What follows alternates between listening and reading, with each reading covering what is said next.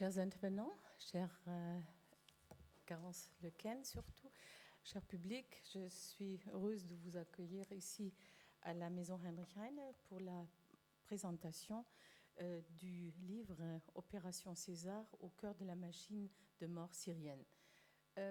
J'aurais souhaité d'avoir un public plus grand parce que je pense que la thématique l'aurait vraiment mérité, surtout aussi le livre, mais bon, c'est une date qui sans doute par nous était mal choisie et on a sous-estimé les possibilités de distraction en période estivale presque, mais bon, je suis quand même heureuse d'avoir un public qui est assidu, qui est intéressé par la thématique, et je vais commencer d'abord par la présentation des intervenants de haut niveau sur le podium.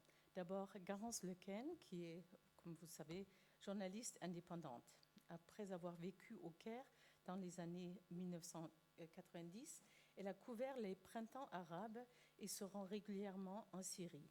Ses reportages ont été publiés, entre autres, dans le Journal du Dimanche et dans l'Obs.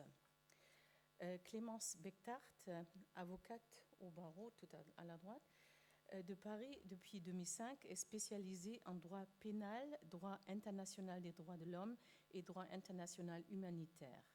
Depuis 2008, elle coordonne le groupe d'action judiciaire de la FIDH, un réseau de magistrats, juristes, avocats et professeurs de droit issus des organisations membres de la FIDH à travers le monde. Et le mandat de cette association, de ce réseau, c'est d'accompagner les victimes des crimes internationaux les plus graves. Parmi ces crimes sont notamment le génocide, les crimes contre l'humanité, les crimes de guerre et la torture. Et ça, d'accompagner les victimes devant les juridictions nationales et internationales. Ensuite, Monsieur Ziad Majed, chercheur et politologue libanais, est professeur à l'Université américaine de Paris. Monsieur Majed est auteur d'articles et d'études sur les réformes, les transitions démocratiques, les élections de la société civile et la citoyenneté au Liban, en Syrie et dans le monde arabe. Ensuite, Nina Walsh, elle est chargée de campagne conflit armé à Amnesty International France. Juriste de formation, d'origine autrichienne, je pense. Elle est spécialisée en droit international humanitaire et droits de l'homme, en charge du plaidoyer et des activités de sensibilisation et de mobilisation pour l'Amnesty International France autour des crises et conflits armés. Elle travaille notamment sur la Syrie, l'Irak, le Yémen ou encore l'Ukraine. Et ensuite, Hala Koudmani est journaliste franco-syrienne à Libération, où elle couvre le Moyen-Orient. Elle est fondatrice de l'association Souria Ouria, je ne sais pas si j'ai bien prononcé, ça veut dire Syrie Liberté, qui soutient la révolution syrienne. Elle a gagné en 2013 le prix de l'Association de la presse diplomatique française pour sa couverture de la situation en Syrie. Et maintenant, on revient au livre qui sera au cœur du débat de ce soir. Le livre qui s'appelle en français Opération César, au cœur de la machine de mort syrienne. D'ailleurs, vous pouvez l'acquérir, on a quelques exemplaires. Et on a aussi la traduction allemande, Codename Cäsar im Herzen der syrischen Todesmaschinerie. Et sur cette version allemande est collée l'étiquette Geschwister Scholl-Preis. Et ça, c'est effectivement la raison qui, disons, nous légitime un petit peu, si on a besoin de ça, d'organiser cette soirée ici. Parce que quand j'ai lu sur un site culturel qui s'appelle Perlentaucher, quand j'ai lu que ce livre avait reçu en 2016 le prix Geschwister Scholl-Preis, qui est décerné à Munich, je trouvais que c'était absolument intéressant et important pour présenter ce livre également ici.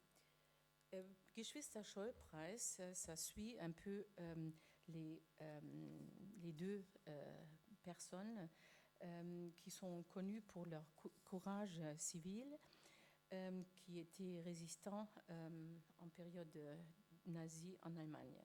Et c'est pour cet esprit de résistance que Garance Lequen a également été décerné, on a décerné ce prix à Garance Lequen, et je pense son discours qui a suivi la laudatio, je pense, qui a été fait même par monsieur l'auteur Walser, Martin Walser, est absolument intéressant parce qu'elle fait le lien justement avec les deux personnes, Geschwister-Scholl, et aussi ensuite avec cette personne dans le Codename, dans le nom est César, et qui est au cœur de son livre et dont on va parler maintenant. Je ne vais pas présenter plus parce que je pense que vous savez beaucoup plus que moi là-dessus, et je vais tout de suite passer la parole à Hala Koudmani.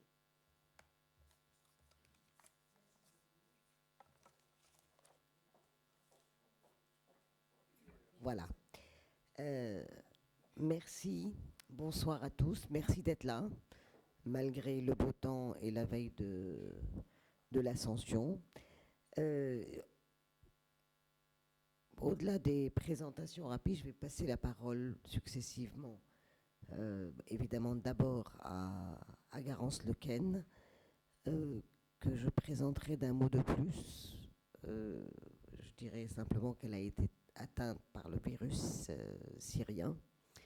Et c'est pourquoi, depuis ces dernières années, elle a consacré ce livre, un documentaire et peut-être d'autres travaux. D'accord, à la question syrienne. Je vais peut-être, pour ceux qui ne sont pas très familiarisés avec ces dossiers, demander à Garance de rappeler rapidement qu'est-ce que c'est que cette affaire César, puisqu'on est en train de parler des prisons syriennes, et c'est la thématique de toute cette table ronde avec ces différents intervenants. Oui, de nous rappeler qu'est-ce que c'est que l'affaire César et comment on en est venu à savoir, et puis comment tu as travaillé dessus. Bonsoir, et puis d'abord on voudrait s'excuser de ce retard, vous nous avez attendu un petit moment. Merci d'être là, merci à ceux qui sont là sur cette estrade. Juste pour dire effectivement assez rapidement, César était un photographe de la police militaire du régime syrien qui était chargé de photographier les cadavres de détenus morts en détention, sous la torture, morts de faim. Et il a décidé à un moment de copier ces photos pour les montrer au monde. Et il a exfiltré ces photos pendant 2 ans. Il a copié ces photos sur des clés USB qu'il a sorties clandestinement de son bureau, de là où il travaillait, pour les donner à un activiste. Et ils ont fait ça de 2011 à 2013. Ça, c'est juste pour vous dire vite fait qui était César. Et avant d'aller un peu plus loin, il y a quelque chose qui est assez étonnant, c'est que quand vous parlez du régime syrien, enfin en tout cas moi je m'aperçois de plus en plus que je ne sais pas ce que c'est que ce régime, et je ne sais plus ce que c'est que ce régime. En fait, quand on travaille depuis un certain nombre de temps sur ce régime, on est obligé de faire des références au passé. On est obligé de chercher ailleurs pour imaginer l'imaginable, pour essayer de décrire l'indicible. Je pense que ce régime est unique dans sa barbarie, dans son fonctionnement, mais comme pour nous c'est extrêmement difficile d'imaginer, on fait des références à Pol Pot, on fait des références au nazisme, on fait des références au Chili avec les disparitions forcées, mais c'est de plus en plus, je continue à travailler sur la Syrie et j'ai l'impression que c'est un puits sans fond. C'est-à-dire qu'après avoir écouté beaucoup de survivants des centres de détention, après avoir écouté César, j'ai l'impression que je suis au tout début de de ma connaissance de ce régime. Ce qui est rassurant, c'est qu'on n'est pas seul. Ceux qui sont à cette table font la même chose, et on est quand même nombreux à essayer de décrypter ce qu'est ce régime. Mais d'essayer de décrypter ce qu'est ce régime, je ne sais pas comment le dire autrement que c'est flippant. Voilà, parce qu'on ne sait pas. On n'arrive pas à mettre... Enfin, on met des mots, mais on sait que ce ne sont pas forcément les bons mots, et qu'il faudra peut-être inventer d'autres mots pour essayer de comprendre, et qu'on est vraiment au tout début de la connaissance. C'est un régime qui est basé sur la terreur. C'est un régime qui est construit sur des services de renseignement, et en fait qui tient sous sa coupe sa population. Une population qui a peur constamment, et c'est extrêmement compliqué de le mesurer. Je suis allée plusieurs fois en Syrie, donc je mesure un peu la peur, mais je trouve qu'on la mesure encore plus quand on est en Europe, et quand vous parlez avec des gens qui sont réfugiés en Europe ou qui vivent en Europe depuis 20, 30, 40 ans, et qui ont peur. Et ils continuent d'avoir peur. Ils ont peur pour eux, ils ont peur pour leur famille restée en Syrie. Et là, vous vous dites vraiment, ça ne va jamais s'arrêter.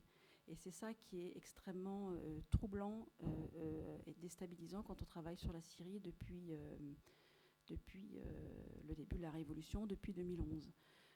C'est un régime qui tient grâce aux disparitions forcées. Il y a des dizaines de milliers de civils syriens qui ont disparu, qui ont été arrêtés. En Syrie, vous êtes arrêté sans ordre d'arrestation et vous mourrez sans sépulture. Vous mourrez sans certificat de décès donné à vos familles. Vos familles n'ont pas de tombe pour venir se recueillir. Et quelque part, c'est comme si elles n'avaient plus d'histoire non plus. C'est-à-dire que vous n'avez pas de cadavre, vous n'avez pas de tombe. Le régime essaye d'annihiler une partie de son peuple en ôtant la vie des familles de disparus. Parce que quand vous arrêtez quelqu'un et que vous le faites disparaître dans les centres de détention ou dans les prisons, vous lui ôtez sa vie, mais vous ôtez aussi la vie des familles. Et c'est quelque chose qui est évidemment fait d'une manière très consciente. Quand vous torturez des gens, en fait, la torture en Syrie n'est pas faite pour parler, elle est faite pour obliger les gens à se taire. C'est pas simplement pour récupérer des informations. Ça, c'est la politique, enfin, c'est le but officiel. Mais en fait, cette torture est faite pour faire taire les gens. Vous les faites taire en les tuant, ou vous les faites taire en les détruisant, en les déshumanisant. Et en relâchant quelques personnes qui ont été torturées, vous transformez cette torture en torture collective, puisque vous faites peur à l'ensemble de la famille et à l'ensemble de la société. Qui sont ces gens qui sont arrêtés ? Eh bien, ce sont des gens comme vous et moi. C'est-à-dire, ce sont des gens normaux. Ce ne sont pas forcément des rebelles armés, loin de là. Ce sont des gens qui ont été arrêtés dès le début de la Révolution. C'était des manifestants, c'était des activistes, c'était des journalistes, des défenseurs des droits de l'homme, des médecins. Et puis, quand vous n'arriviez pas à attraper un médecin ou un activiste, vous preniez le père, le frère, la sœur, et vous les faites disparaître dans des centres de détention. Et vos familles n'ont plus aucune nouvelle. Elles ne savent absolument pas où vous êtes. Elles doivent payer pour avoir des renseignements. Comment est-ce qu'on sait tout ça ? Ça, on le sait grâce au travail remarquable des Syriens. C'est quelque chose qu'on a tendance à oublier. Toutes les informations qu'on a, elles viennent des Syriens de l'intérieur ou des Syriens de l'extérieur. Nous, journalistes, c'est extrêmement compliqué de travailler à l'intérieur. Très vite, il a été impossible de travailler côté régime. Donc on se base sur ces Syriens qui ont créé des associations de droits de l'homme ou des associations pour nommer un à un les gens qui ont disparu. Et ça, c'est quelque chose qu'il ne faut surtout pas oublier. Depuis le début de la Révolution, les Syriens ont tenu à documenter ces crimes. Et parmi ces Syriens-là, il y a cet homme qu'on appelle César, qui se fait appeler César, qui, comme les autres, a dit « stop, je ne veux plus servir un régime qui me demande de documenter la mort de milliers de détenus. Après, on pourra parler de la raison de ces archives qui peuvent nous paraître étonnantes, mais en fait qui sont tout à fait dans la logique du régime syrien. En tout cas, César, qui était chargé de photographier les cadavres de ces détenus torturés à mort ou affamés, et qui ne portait qu'un seul numéro, enfin 3 numéros sur leur corps, a dit stop, et en a parlé à son meilleur ami Sami, qui est un activiste, et qui lui a dit écoute, faut que tu restes à ton poste, et il faut que tu copies ces photos pour nous, parce que ce seront des preuves des crimes du régime. Donc César a fait ça pendant 2 ans. Il a sorti ça de manière plus ou moins régulière, et quand il s'est senti menacé, quand il a compris que peut-être le régime allait comprendre ce qu'il allait faire, ou qu'il allait être remplacé à son poste, enfin c'est un peu compliqué de savoir, il a décidé de quitter la Syrie. Et il a quitté la Syrie avec Sami. Ce qu'a fait César est absolument unique et incroyable, parce que les documents qu'il a sortis sont des documents uniques, et en même temps, il y a des dizaines de Césars en fait en Syrie. On n'en parle pas parce qu'on n'a pas encore vu leurs documents, ou que leurs documents sont moins effarants, mais la communauté internationale dispose de milliers et de milliers et de milliers de pages, de noms, de documents. Et c'est ça qui est absolument déstabilisant pour les Syriens, pour nous journalistes, de voir que c'est un crime, c'est une guerre avec des documents sur les crimes commis contre les régimes, et rien ne se passe. Et pire, pour nous journalistes, quand il y a eu la révolution au départ, on était tous excités, on y va, on va voir ce qui se passe, etc. Après, ça a été un peu compliqué, il y a eu les bombardements, etc. Donc c'était un peu plus compliqué d'y aller, mais on y allait. Et puis ensuite, c'était compliqué d'aller à l'intérieur à cause des bombardements, des barils. Mais il y avait énormément de Syriens pour parler. Et puis, depuis... mais bon, je pense que Ziad en parlera mieux, mais moi, il y a une date pour moi qui est importante, c'est le 30 septembre 2015, quand la Russie intervient dans ce conflit et commence à bombarder le pays, enfin en tout cas les zones tenues par l'opposition. Là, un certain nombre de Syriens commencent à se rendre compte que le régime récupère des territoires tenus par l'opposition, et le mur de la peur qui avait été abattu en mars 2011, au début de la Révolution, commence à se reconstruire petit à petit. Et moi, en tant que journaliste, et je ne suis pas la seule à sentir ça, on le sent, la reconstruction de ce mur. C'est-à-dire qu'il devient très compliqué d'avoir des témoignages. Les gens ont peur parce qu'ils ont de la famille à l'intérieur. Et il y a des moments, ça nous rend dingue, en fait, nos journalistes, parce qu'on sait qu'on a besoin de certains témoignages. Il faut que les gens parlent, et on sait qu'ils ne doivent pas parler pour eux. Mais en même temps, il faut qu'ils parlent, on en a besoin. Mais non, il faut pas qu'ils parlent, il faut qu'ils restent dans leur coin. Mais en même temps, c'est un truc, parfois, ça devient kafkaïen de travailler sur ce conflit-là. Parce que quand je vous disais que c'était un puissant fond pour essayer de comprendre le fonctionnement de ce régime, c'est aussi pour nous, journalistes, qu'il y a des moments où on ne sait plus par quel bout le prendre, quoi. Alors, on peut le prendre par le bout de Daesh.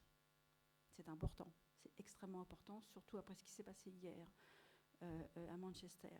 Mais il n'y a pas que ça. Et les organisations de droits de l'homme syriennes ont calculé que sur 10 civils tués en Syrie, il y en a 8 qui le sont par le régime. Donc il faut vraiment travailler sur les crimes du régime.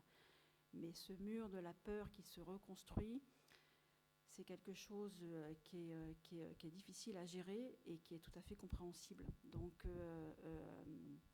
des gens comme César qui pourrait, à un moment ou à un autre, il est anonyme aujourd'hui, il a peur. Je pense qu'il y a 2-3 ans, il imaginait qu'il pourrait baisser le masque de son anonymat, qu'il pourrait apparaître au grand jour. Mais il en est de moins en moins question. Et je ne sais pas quand un jour il aura le courage où il pourra parler à visage découvert.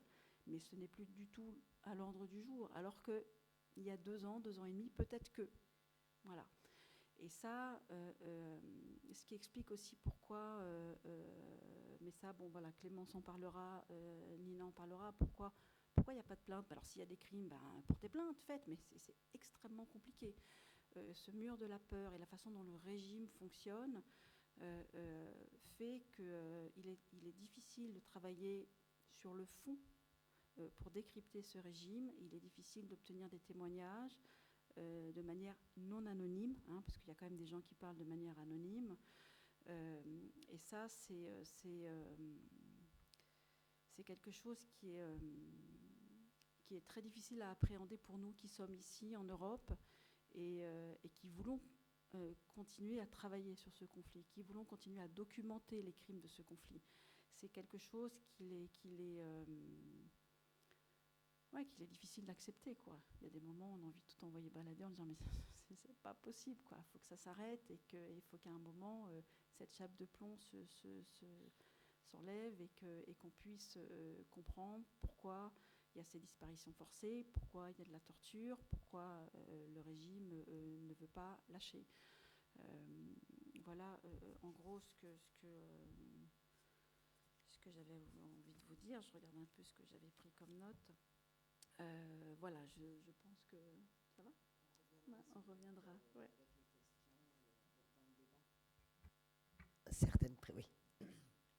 Oui.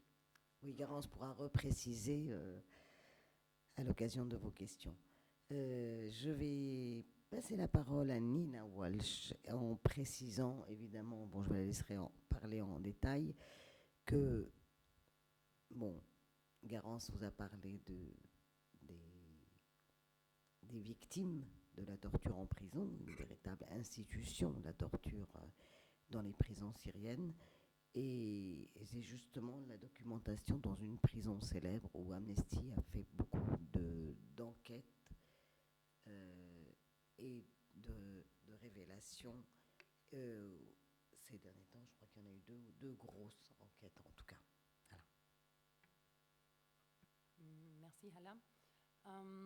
D'abord, je voulais juste vous dire, j'espère que vous allez tous lire le livre de Garance si vous ne l'avez pas encore fait. C'est une lecture très dure mais nécessaire. Et aussi, j'espère que vous avez déjà lu au moins un ou deux de nos rapports d'Amnesty International qui sont beaucoup moins bien écrits mais très importants aussi, je pense. Et c'est donc notamment pour un de ces rapports que je suis là aujourd'hui. Le rapport sur la prison militaire de Setnaya, une prison qui se situe à 30 km au nord de Damas, et qui aujourd'hui est la prison peut-être la plus terrible en Syrie, puisqu'il n'y a plus Tadmor, donc à Palmyre. Ce rapport qui en a sorti en février de cette année a fait beaucoup de bruit, parce que dans ce rapport-là, nous avons révélé une véritable politique d'extermination menée par le régime syrien, qui s'est traduit dans des exécutions extrajudiciaires, des pendaisons de masse qui ont lieu dans cette prison chaque semaine. Donc, chaque semaine, il y a une ou deux fois par semaine 20 à 50 personnes qui sont exécutées par pendaison, après avoir passé un procès complètement inique de 1 à 3 minutes devant un tribunal militaire. Lors de ce procès, ils ne sont pas informés de leur sentence, donc, ils ne sont pas mis au courant.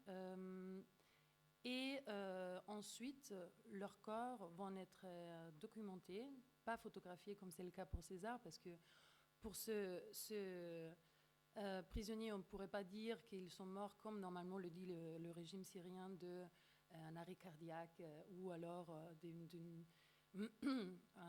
qu'est-ce qu'ils disent d'autre, des problèmes respiratoires.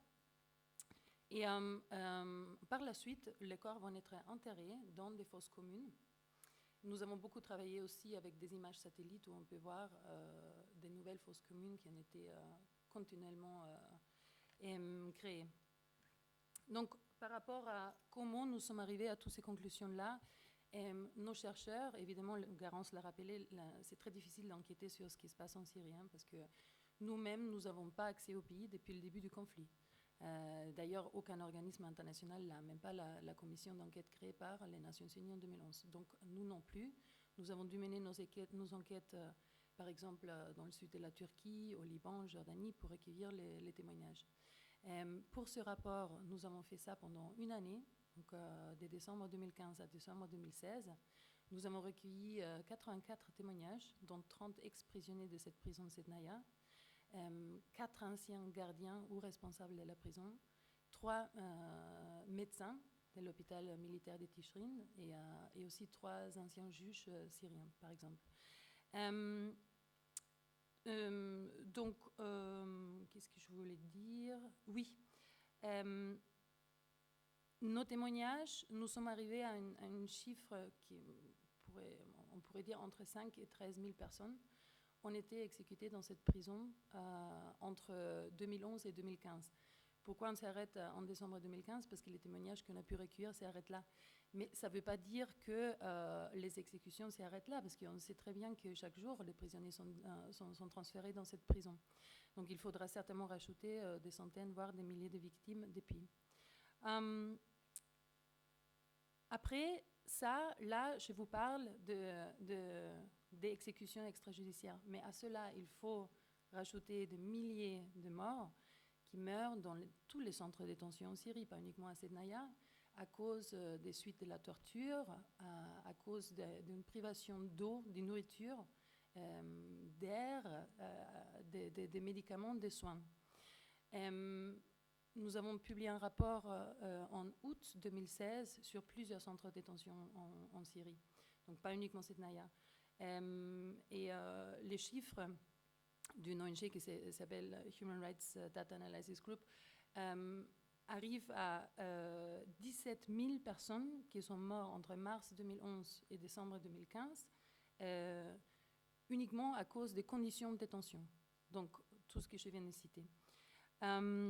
Évidemment, ce chiffre est certainement beaucoup trop bas, parce qu'à cela, il faudrait rajouter les dizaines de milliers de disparus, donc de personnes sujettes à la disparition forcée, dont on ne connaît pas le sort. Alors, je ne vais pas jouer sur les chiffres, mais juste pour vous démontrer qu'en fait, on sait que depuis le début de la crise, toutes ces pratiques se sont aggravées, on a augmenté en brutalité et en nombre. Par exemple, notre recherche entre 2001 et 2011 a donné 45 morts par an dans les prisons syriennes, donc 3 ou 4 par jour. Aujourd'hui, nous sommes à 3 ou 4 par mois. Aujourd'hui, nous sommes à 300 personnes qui meurent dans des prisons, dans des centres de détention chaque mois. Là, évidemment, il s'agit des crimes contre l'humanité. C'est des crimes qui sont commis en grande ampleur, systématiquement et de façon généralisée, en toute impunité depuis des années. Et on peut parler d'une véritable politique d'État. Mais en fait, quand nous avons publié le rapport sur Sednaya en février, ce rapport, il a choqué, il a fait beaucoup de bruit. Mais en réalité, ça fait des années et des décennies que nous dénonçons les mêmes pratiques. Elles ont augmenté, comme je l'ai dit, en ampleur, mais ce que nous décrivons dans ce rapport-là n'est pas nouveau.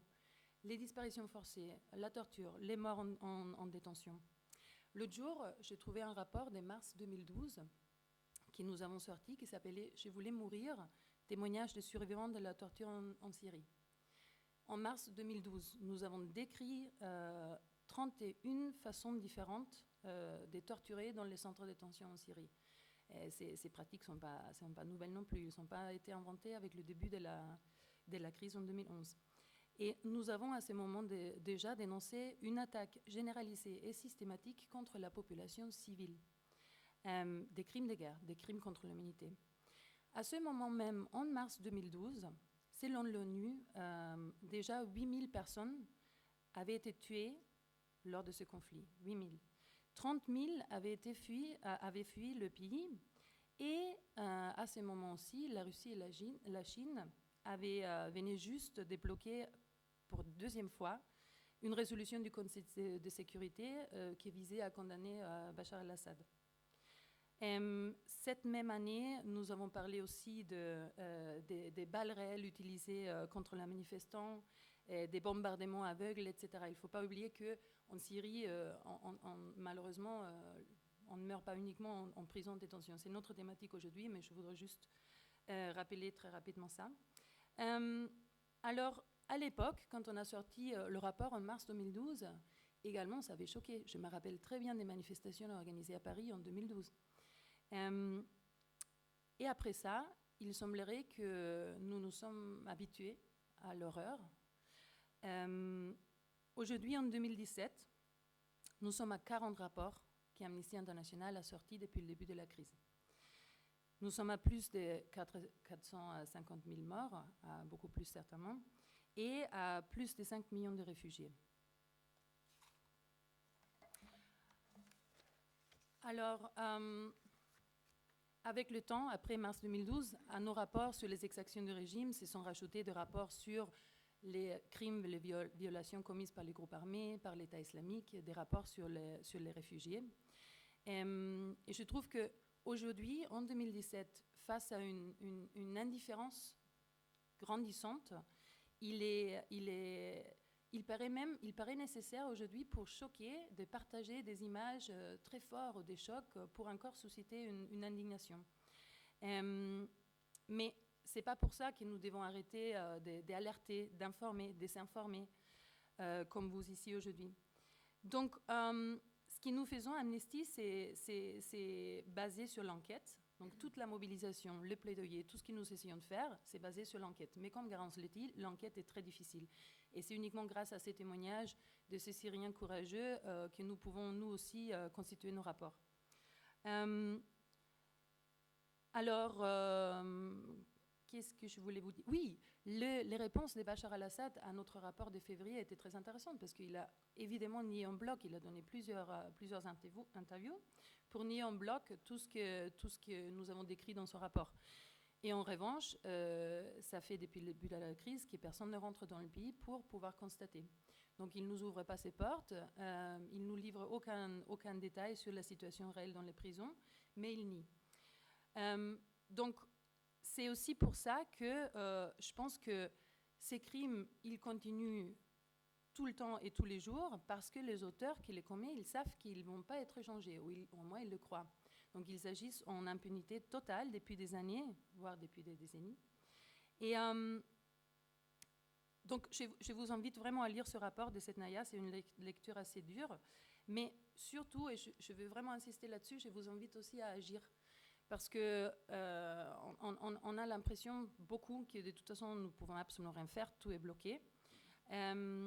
Mais je pense qu'il y a quand même des choses que tout le monde peut faire, avec nous, avec d'autres associations comme Solia Horia, qui a été nommée, donc avec la diaspora syrienne en France qui est organisée. Donc je pense qu'on peut faire des petites choses, déjà venir en manifestation pour montrer la solidarité. Ça, c'est la moindre des choses, je pense. Après, on peut collecter des vêtements, on peut agir pour un accueil des réfugiés en France, parce qu'on sait que la France est très très loin de ce qu'elle devrait faire et de ses obligations. Donc voilà. Et nous, en ce moment, la campagne actuelle que nous menons, c'est pour rendre justice aux victimes des crimes commis en Syrie. Donc, pour nous, ça passe par deux volets. Donc, le soutien à un mécanisme qui a été créé en décembre 2016 par l'Assemblée générale des Nations unies. C'est un mécanisme qui a pour vocation de recueillir et d'enquêter sur les crimes commis. Mais il y a aussi le volet de la compétence universelle, et ma collègue va en parler avec plus concrètement. Et donc voilà, je vous invite juste à voir ce que vous pouvez faire aussi de votre côté, parce que nous pouvons alerter, nos collègues, les journalistes peuvent essayer de vous informer. Déjà, ça, c'est très, très important aujourd'hui, à une époque où il y a beaucoup de contre-informations aussi qui circulent.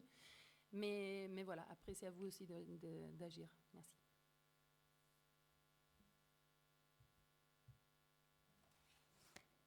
Merci beaucoup, Nina. Je crois qu'on a eu le complément, là, des atrocités, quelque chose de jamais vu, ou qu'on essaye de rechercher, des exactions, des tortures, de masse, et qui durent depuis donc 5-6 ans, si on ne parle pas de la période avant la Révolution, mais il n'y a rien à faire. Est-ce que la justice peut quelque chose? Pourquoi cette impuissance?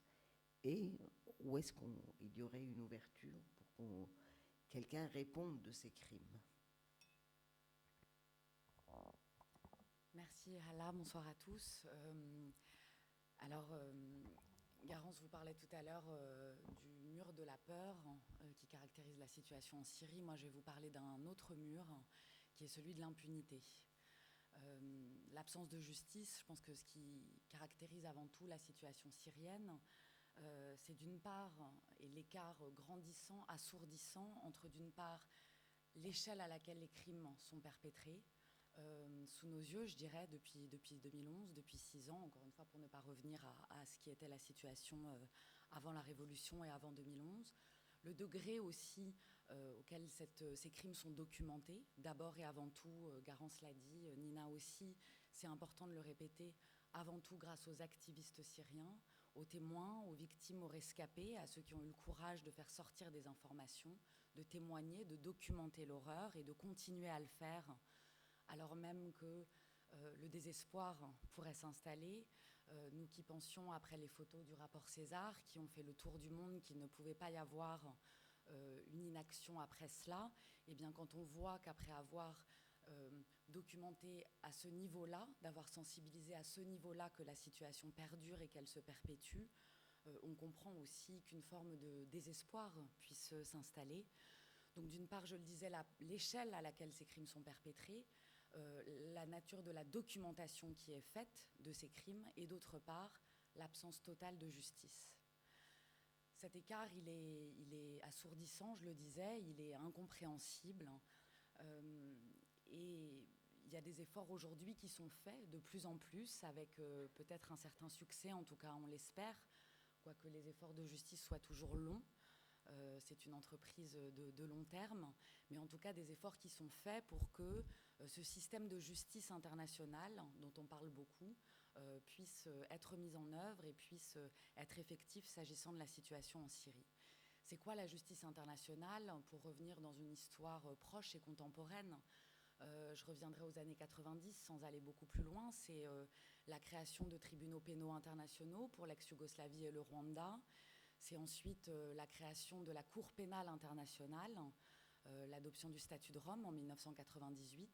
Et c'est donc une architecture qui se met en place et qui a pour but la lutte contre l'impunité et la logique qui sous-tend cette entreprise, la construction de cette architecture, c'est de dire que certains crimes sont si graves, le génocide, les crimes de guerre, les crimes contre l'humanité, qu'ils heurtent la conscience humaine dans leur ensemble et que la perpétration de ces crimes doit permettre à leurs victimes de trouver un juge.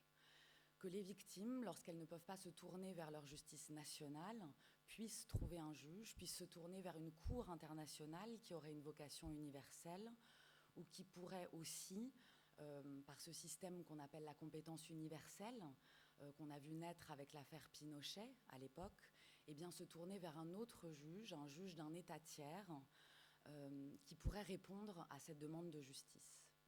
C'est ça l'architecture qui a été créée, qui a connu un certain essor, mais avec aussi des grandes limites, et des limites qui ne sont pas apparues seulement avec la situation en Syrie.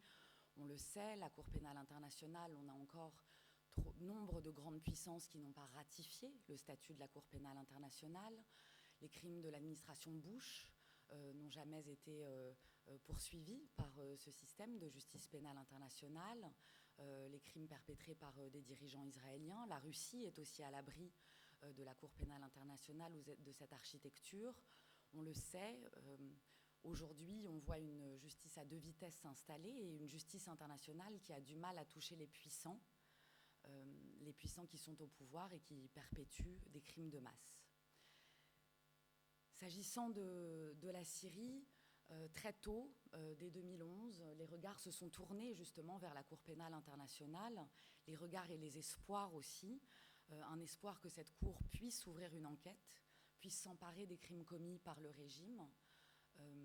Mais cet espoir s'est très vite heurté à une difficulté majeure, une difficulté juridique et puis aussi une difficulté politique, avant tout même, je dirais. D'abord, c'est que la Syrie n'a pas ratifié le statut de Rome et que donc la Cour pénale internationale ne peut pas ouvrir d'enquête, sachant que les crimes sont commis sur le territoire d'un État qui n'a pas ratifié. Et puis, seul moyen de contourner, c'est le Conseil de sécurité des Nations Unies. C'est ce Conseil des grandes puissances qui aurait pu comme cela avait déjà été fait pour le Soudan ou pour la Libye, eh bien, décidé de saisir la Cour pénale internationale, même si la Syrie n'avait pas ratifié le statut de Rome. Cela s'est aussi très vite avéré impossible. La Russie et la Chine ont opposé leur veto dès 2014 à des résolutions présentées qui visaient à ce que le Conseil de sécurité puisse saisir la Cour pénale internationale. Et donc, et puis ensuite, bien sûr, avec l'entrée en scène de la Russie, qui est devenue acteur au conflit, qui est devenue aussi responsable de crimes, eh bien, la perspective de la levée de ce veto s'est encore plus éloignée, puisqu'une enquête aujourd'hui de la Cour pénale internationale aurait vocation à s'attaquer à tous les crimes commis par toutes les parties au conflit, et donc pas seulement à ceux du régime syrien. Avec cette perspective qui s'est éloignée, c'est aussi l'espoir d'une enquête globale, d'une enquête totale sur tous les crimes perpétrés par le régime syrien. Et puis, c'est aussi la perspective du procès de Bachar el-Assad, puisque concrètement, la Cour pénale internationale ne connaît pas l'immunité des chefs d'État. Et donc, elle aurait pu, on pourrait l'imaginer, poursuivre, enquêter, et donc ne pas se voir opposer cette immunité du chef d'État en exercice, qui par contre est opposable devant toute autre justice nationale aujourd'hui. Et puis donc il a fallu continuer à espérer, trouver d'autres solutions, être pragmatique, et les regards se sont alors tournés vers cette compétence universelle, cette compétence qu'on appelle universelle ou extraterritoriale, qui permet, dans certains cas, lorsque certaines conditions assez complexes sont réunies, à un juge allemand, belge, espagnol, français, suédois, finlandais, américain, de recueillir les plaintes de victimes syriennes et de pouvoir enquêter. Alors, il faut sans cesse le dire et le rappeler, pourquoi c'est important de continuer à travailler sur ce terrain, pourquoi c'est important que des enquêtes soient ouvertes. D'abord parce que les victimes, on le disait, doivent pouvoir trouver un juge, mais aussi parce qu'on parle beaucoup du régime syrien, on parle sans cesse du régime syrien. On ne parle pas de responsabilité individuelle. On ne dit pas, ou en tout cas généralement dans les débats qu'on peut avoir, dans ce qui est la connaissance du grand public, je dirais, quelle est la responsabilité d'un tel ou d'un tel, de tel service, de tel homme, de tel individu qui aurait ordonné, commandé, ordonné des exécutions, ordonné la torture, ordonné à ses subordonnés d'arrêter, de détenir, de semer cette terreur dont parlait Garance tout à l'heure. C'est ça aussi la vertu de la justice. C'est de pouvoir briser encore un autre mur, décidément, le mur de l'impunité, mais aussi le mur de cette responsabilité individuelle. De qui parle-t-on? Qui sont derrière? Ce n'est pas le régime syrien, ce sont des individus, c'est un système, c'est une machine, c'est un régime. Mais une enquête, un processus de justice peut aussi permettre de lever ce type de voile et commencer à parler de responsabilité pénale individuelle, et puis aussi de nommer les crimes. La Commission d'enquête internationale des Nations Unies l'a fait, Amnesty l'a fait, Human Rights Watch, la FIDH, nombre d'organisations syriennes l'ont fait, parler de crimes contre l'humanité, de crimes de guerre, mais c'est autre chose si un juge le qualifie judiciairement, si un juge nomme des responsabilités individuelles, et si un juge aussi lance un mandat d'arrêt international et commence à incarner ce que peut être le risque judiciaire, commencer à avancer dans ce pas de la justice avec tout ce que ça peut comporter comme réponse à une demande individuelle de justice, mais aussi ce que ça peut apporter politiquement, pour que la peur change de camp aussi, et pour que la justice fasse son œuvre et qu'elle avance à toutes les étapes, avant même qu'on arrive demain, après-demain ou dans très longtemps à un procès ou à des procès. Voilà ce que ce processus est censé incarner, et pour mieux le concrétiser, peut-être, je vais évoquer brièvement une affaire particulière qui aujourd'hui est ouverte devant les juridictions françaises. Il s'agit de l'affaire Dabag. Je reviendrai sur les faits, je vous en avais peut-être entendu parler, mais aujourd'hui, il y a des enquêtes qui avancent, il y a des plaintes qui ont été déposées en Allemagne, en Espagne, mais également en France, et donc je vais vous parler donc, de cette affaire individuelle. D'abord, vous parlez donc d'Obeida Dabag. Obeida Dabag, c'est un ressortissant franco-syrien qui est installé en France depuis de longues années et qui, en novembre 2013, a appris que son frère, Mazen Dabag, qui était conseiller principal d'éducation au lycée français de Damas, et son fils, Patrick Dabag avait été arrêté les 3 et 4 novembre 2013 chez eux, à leur domicile, sans aucune raison, bien évidemment. On rejoint là ce que nous racontait Garance tout à l'heure. Le fils est d'abord emmené le 3 novembre 2013 par 10 hommes armés qui débarquent au domicile de la famille Dabag à minuit. Et puis le lendemain, c'est le père qu'on vient chercher. Cette fois-ci, ils ne sont pas 10, ils sont 15. C'est les mêmes services, les services des renseignements de l'armée de l'air, aux mains de Jamil Hassan, l'un des centres névralgiques du régime, connu pour être l'un des services qui met en œuvre et qui orchestre la répression et les crimes qui sont perpétrés encore aujourd'hui en Syrie. Et puis Obeida, donc, qui est en France, le frère et l'oncle de ces 2 victimes, n'aura plus jamais de nouvelles. Ils sont aujourd'hui disparus.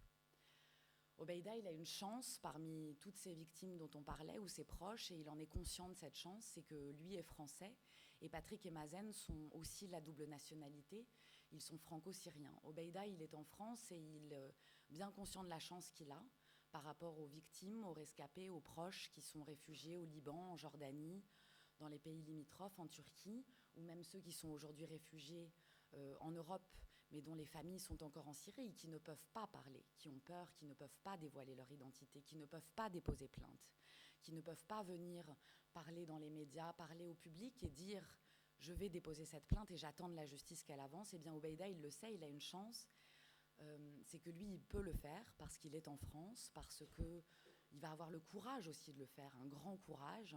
Et c'est là où, je dirais, la petite histoire rencontre la grande, parce qu'à travers la plainte qu'il va déposer avec le soutien de la FIDH en novembre dernier, en 2016, eh bien, à travers ce récit individuel de l'histoire de Patrick et Mazen, on retrouve la grande histoire de toutes ces victimes, de ces disparus, de ces proches qui n'ont aucune nouvelle, de l'horreur que constitue le fait de ne pas savoir, d'avoir peur aussi de demander des nouvelles, et puis l'incertitude qui hante sur le fait de savoir s'ils sont encore en vie ou pas, s'ils ont été torturés et comment ils l'ont été, le fait aussi de ne pas savoir pourquoi ils ont été arrêtés. Et donc il va porter cette plainte-là devant la justice française après avoir crié dans le désert pendant 3 ans, parce que ce qu'il faut savoir, c'est que dès qu'il est averti de l'arrestation de son frère et de son neveu, il va alerter les autorités françaises. Patrick et Mazen, les victimes, les disparus, sont des ressortissants franco-syriens qui ont la nationalité française. Il va essayer d'alerter des parlementaires, le gouvernement français, le ministère des Affaires étrangères, et puis rien, aucune réponse, pas de réponse, ou sinon des réponses compassées, polies, mais en gros pas de réponse. Et puis il va essayer de déposer plainte devant le pôle français, devant la justice française, et là encore pas de réponse. Et c'est parce qu'en novembre 2016, cette plainte a été déposée, accompagnée d'une conférence de presse, de messages qui ont été relayés par les médias, d'une demande forte de dire aujourd'hui, nous avons les conditions réunies, la France est compétente, elle doit ouvrir une enquête, elle doit enquêter, elle doit nommer des responsabilités, elle doit avancer sur cette affaire, elle doit aussi répondre et essayer de savoir ce qu'il est arrivé à Patrick et Mazen. Et bien que l'information judiciaire a été ouverte pour crimes contre l'humanité, pour torture et disparition forcée constitutives de crimes contre l'humanité. Et depuis, mais cela fait écho aussi à d'autres tentatives qui ont été faites, à d'autres plaintes qui ont été déposées ailleurs en Europe, eh bien nous espérons que ces affaires, elles vont individuelles, elles vont rejoindre une grande quête de justice et contribuer à une moindre échelle que ce qu'aurait pu faire la Cour pénale internationale, certes, mais à incarner ce que doit être la justice face à l'horreur des crimes perpétrés, à incarner aussi un risque pénal, à incarner quelque chose aussi politiquement, et puis à répondre à cette demande de justice et à briser ce mur de l'impunité. Voilà, je m'arrêterai là pour cette affaire et puis on pourra répondre tout à l'heure à vos questions. Merci.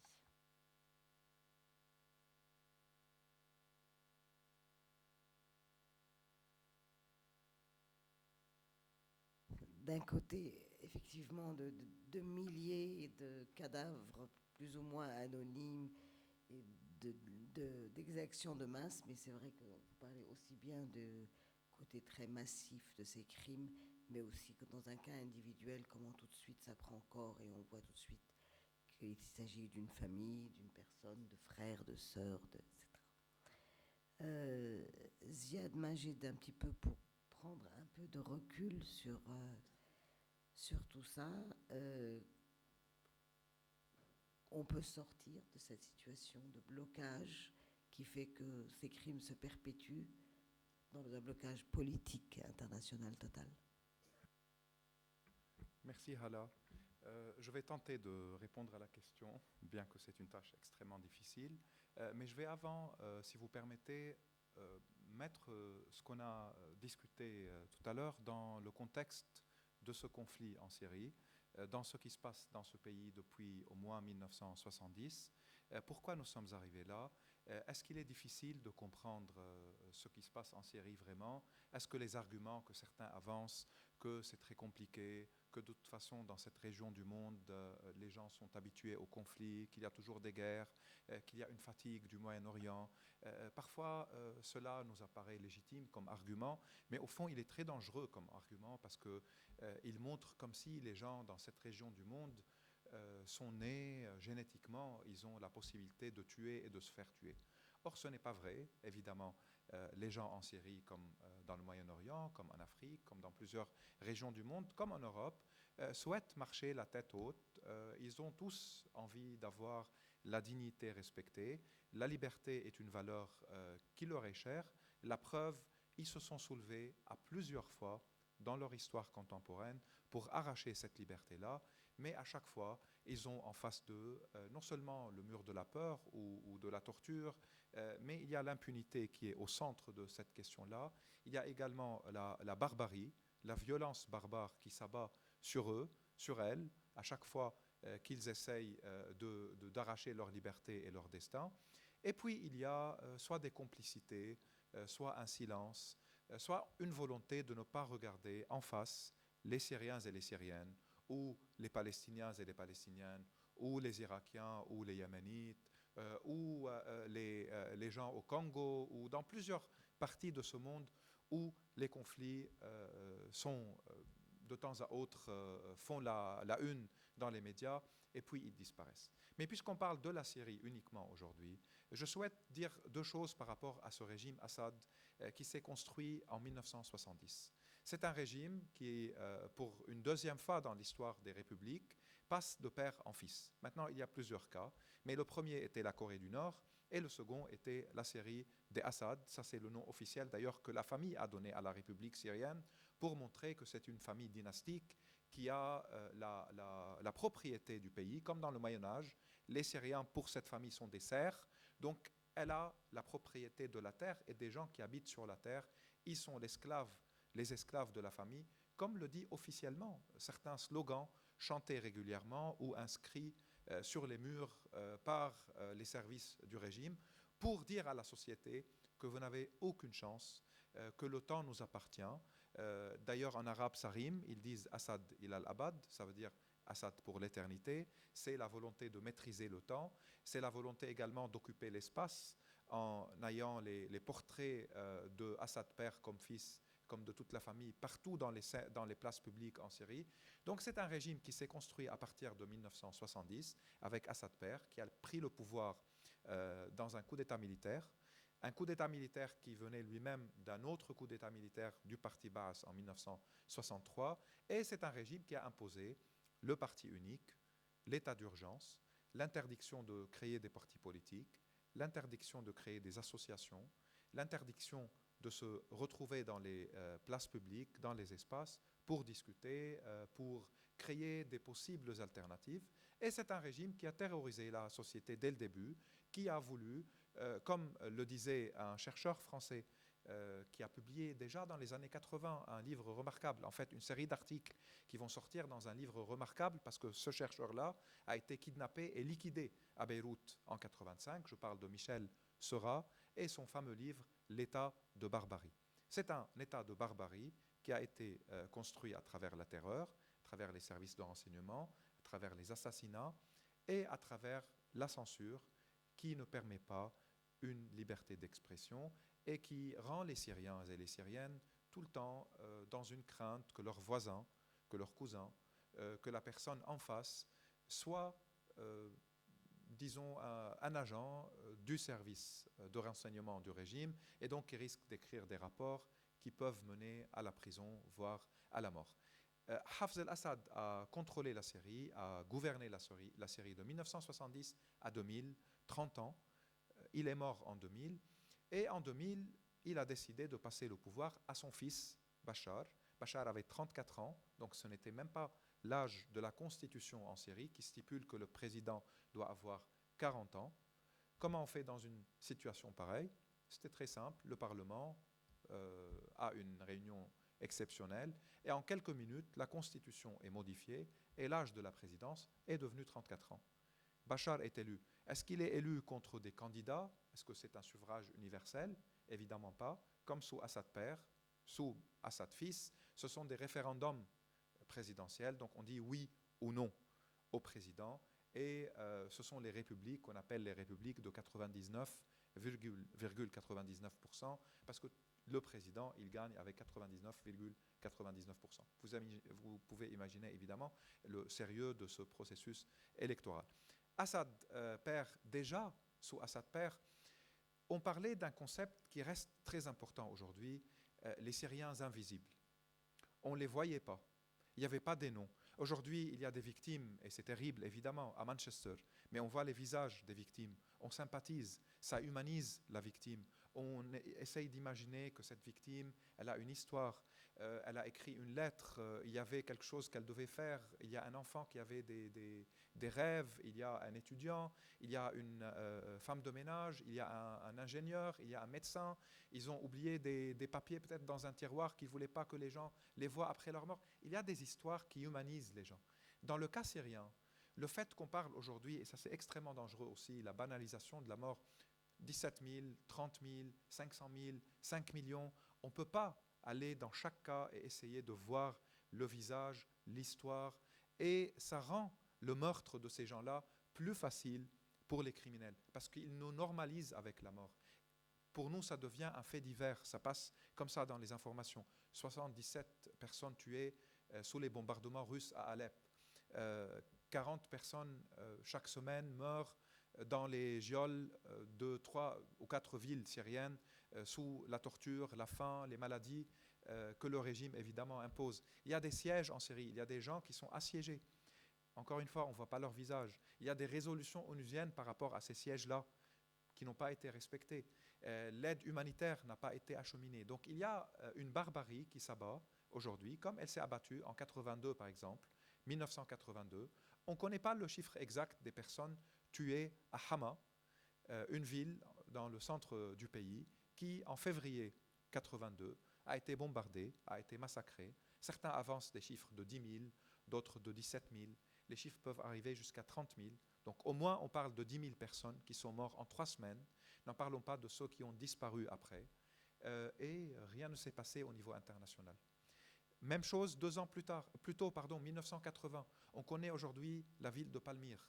On parle souvent de Daesh qui a détruit une partie du patrimoine de l'humanité. Il y a des gens qui se mobilisent et c'est évidemment légitime par rapport à des pierres qui ont été cassées par des barbares de Daesh. On oublie par contre que pour les Syriens, Palmyre, Tadmour, c'est surtout le souvenir d'une prison monstrueuse. C'était pire que Saïdnaïa aujourd'hui par rapport à son temps. En 1980, par exemple, il y a eu 1000 personnes exécutées en quelques jours dans cette prison-là, autres que tous ceux qui sont morts sous la torture. Je vous invite à lire de la littérature carcérale syrienne. Il y a le roman de Mustafa Khalife, sorti chez Actes Sud, qui s'intitule « La coquille ». La coquille raconte ce qui se passe dans cette prison-là de Palmyre. Il y a un livre qui est sorti il y a 2 ans de Yassine Al-Hajj Saleh, un autre intellectuel et prisonnier politique qui s'intitule « Sortir la mémoire des prisons ». Donc il y a beaucoup de choses qui ont été produites, mais les Syriens sont restés invisibles. Hafez al-Assad a donné le pouvoir à son fils, Bachar. Il a été félicité, on a parlé d'un jeune président, et ça a continué. Puis en 2011, la révolution éclate, et encore une fois, comme sous le père, sous le fils, beaucoup plus les débats et les discussions sont autour de les voisins de la Syrie plutôt que sur les Syriens et les Syriennes eux-mêmes.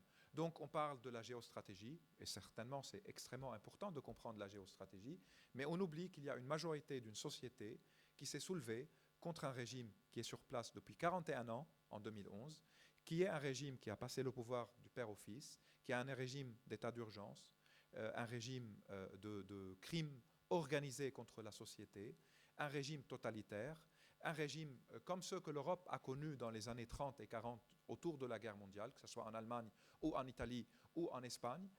Donc un régime monstrueux dont la machine de mort va se réactiver d'une manière encore plus monstrueuse à partir de 2011 contre la société. Est-ce qu'il y a des enjeux régionaux? Est-ce qu'il y a peut-être des complots? Oui, les relations internationales sont toujours compliquées, il y a toujours des acteurs qui ont des intérêts. Il y a la région dans laquelle existe cette Syrie, qui est une région de conflit. Il y a le conflit israélo-palestinien qui dure depuis très longtemps, il y a la guerre en Irak qui, depuis 2003, a créé l'enfer dans ce pays. Il y a des acteurs régionaux très puissants, l'Iran, qui est en une expansion très importante depuis 2003, qui contrôle l'Irak, qui est l'allié du régime syrien, qui contrôle une partie du Liban. Puis il y a la Turquie, le voisin inquiet de voir les Kurdes profiter de la situation et imposer une autonomie qui peut être légitime, mais pour d'autres, elle ne l'est pas dans le contexte actuel. Il y a le Liban, qui est un pays fragile, avec une histoire de guerre civile, avec le Hezbollah libanais, qui est allié de l'Iran et donc du régime syrien, face à d'autres qui ne le sont pas. Tout ça est légitime et on peut les discuter. Puis il y a la politique américaine dans la région qui a causé énormément de dégâts à travers son histoire moderne. Et il y a la Russie qui, après l'Ukraine, après la Géorgie, a souhaité montrer qu'elle est de retour en puissance à la scène internationale, qui a le régime Assad comme allié et qui non seulement lui a envoyé des armes et de l'argent et qui a utilisé le veto à plusieurs reprises dans le Conseil de sécurité, mais qui a décidé elle-même d'intervenir militairement le 30 septembre 2015 pour modifier le rapport de force, pour imposer le régime, encore une fois, imposer sa survie, profitant, comme toujours, de l'impunité. Pourquoi l'impunité est importante? Et je vais juste brièvement, et je finirai après, vous rappeler les 6 étapes du conflit. Il n'est pas difficile de comprendre ce qui se passe en Syrie. Il y a beaucoup d'acteurs, oui. Il y a des complexités, oui. Mais quel pays ne connaît pas de complexité? Et quel pays il ne faut pas lire un peu, suivre un peu pour comprendre ce qui se passe à l'intérieur de sa scène politique? Qu'en est-il alors quand il y a une guerre ou un conflit? Le conflit syrien, si on le suit chronologiquement, peut-être être compris à travers 6 étés. C'est une coïncidence que c'était à chaque fois l'été, même si pour les militaires, toujours l'été a une importance assez spécifique parce que c'est la saison où l'aviation voit le plus clair, c'est là où les troupes peuvent bouger d'une manière plus efficace, il y a moins de pluie, etc. Mais mettons tout ça à part, de côté, 6 étés ont été extrêmement importants en Syrie. Premier été, c'est été 2011. Après 6 mois de mobilisation pacifique, de révolution pacifique, de manifestations, d'occupation d'espaces publics en Syrie, de mars à août 2011, avec toujours la même férocité dans la répression du régime, qui a ouvert le feu sur les manifestants, qui a torturé ceux qui ont été arrêtés, qui a déjà tué des milliers dans une révolution pacifique pour le moment. La militarisation va commencer avec cet été-là, à partir de septembre. Il y a des soldats qui ont déserté, il y a des défections, des officiers et des soldats qui n'ont pas souhaité tirer sur les manifestants, qui ont constitué l'armée syrienne libre. Puis il y a des volontaires qui ont aussi décidé de prendre les armes, qui ont considéré que ce régime-là, il faut l'abattre, sinon il va continuer à nous tuer dans les manifestations. Il y a eu beaucoup de débats, mais la militarisation s'est imposée à partir de cet été-là, 2011. Donc on passe d'une révolution pacifique à une lutte armée forcée par le fait que les massacres et les crimes ont continué sans intervention et sans volonté internationale de changer la règle du jeu. La militarisation commence et on passe à l'été 2012, une autre configuration. La première fois, le régime syrien utilise son aviation. C'était été 2012, à Alep, comme dans les banlieues de Damas, après 2 grandes batailles dans ces 2 villes où l'opposition a essayé de contrôler l'espace urbain qui est extrêmement important dans la lutte contre le régime. Donc, utilisation de l'aviation, utilisation des missiles balistiques Scud, pour la première fois également durant cet été-là. Et cela change tout parce qu'on passe là d'une lutte armée à une guerre totale que le régime déclenche contre la société. Et le fait que la communauté internationale, notamment les États-Unis dans ce cas-là, puisque les États-Unis prétendaient soutenir l'opposition contre le régime qui est soutenu par l'Iran et la Russie, n'a pas souhaité, en fait, Obama avait dit très clairement qu'il ne faut pas armer l'opposition avec des missiles sol-air. Cela a été un grand changement parce que cela va permettre au régime de contrôler les espaces aériens sans aucune menace. Il n'y a pas de tir possible pour abattre ces appareils. Et cela a montré au régime qu'il n'y a pas une volonté ferme pour l'affaiblir, pour ne pas lui permettre d'utiliser toute sa machine de mort. Donc 2012, ça c'est un été très important. 2013, c'est un été encore plus important, parce que le 21 août, le régime ne s'est plus contenté d'utiliser son aviation, la torture dans les geôles, les tirs sur les manifestants ou les combats contre les opposants armés, mais 21 août 2013, le régime est passé à l'arme chimique. À l'arme chimique d'une manière de grande ampleur, parce qu'il a déjà utilisé à 2 reprises l'arme chimique à Homs, décembre 2012, et à Joubar, un quartier de Damas, avril-mai 2013. Mais là, la seule ligne rouge qu'avait émise l'administration américaine, que le régime ne devait pas franchir, a été franchie d'une manière reconnue le 21 août, avec 1466 civils tués dans la route de Damas, au moins, des enfants et des femmes, des hommes, qui sont morts entre 1h et 4h du matin après des tirs de missiles avec le gaz sarin, que le régime niait en avoir des stocks de ce gaz sarin-là. Bachar al-Assad avait dit qu'on n'a pas ce genre d'armes.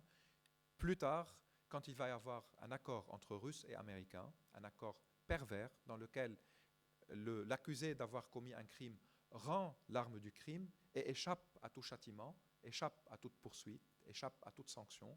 Donc le même régime qui avait nié qu'il était en possession de ce gaz sarin va finalement rendre près de 1400 tonnes de ce gaz-là à l'agence onusienne qui s'occupait de le désarmer chimiquement. Et en retour, les Américains et les Européens, notamment les Français, n'allaient plus intervenir pour le punir d'avoir franchi la seule ligne rouge. Donc à partir de ce moment-là, le régime s'est senti libéré encore plus. Il va développer une arme primitive qu'il va utiliser d'une manière catastrophique pour les Syriens. Ce sont les barils explosifs.